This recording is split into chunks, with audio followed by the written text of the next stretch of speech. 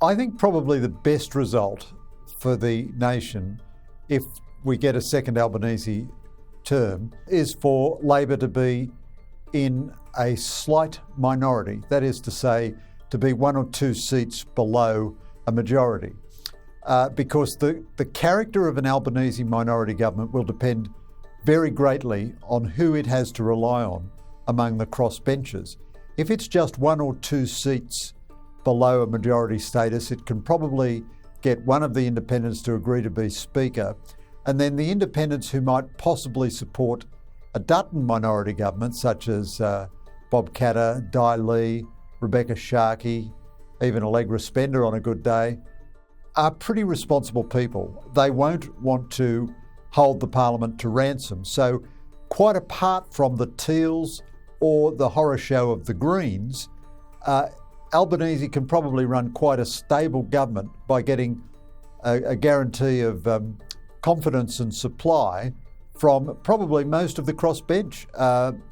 If you got those 3 or 4 genuine centrists plus the Teals to give the government a guarantee of confidence and supply, the character of the government wouldn't be much different from what it was in the first term. Now, I think it was a very poor government in the first term, but the reason I think that would be better for the nation is because at least the nation and the political system would have recognised that there was something very unsatisfactory about the Albanese government and that it got reduced from narrow majority into narrow minority. On the other hand, if the Greens pick up a couple of seats and the Liberals pick up a couple of seats, and Albanese is a long way into minority territory, he may need all the Teals, all the centrist independents, and the tacit agreement of the Greens. And that could be a disaster for Australia. The Greens are not interested in stable, sensible government.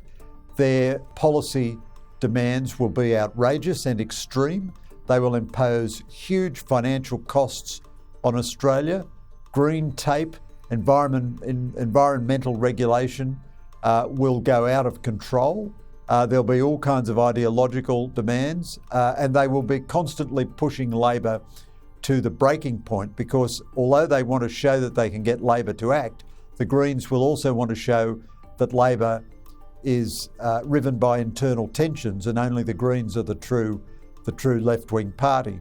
So how far Albanese is in minority is very important for the fate of his government and for the fate of the nation.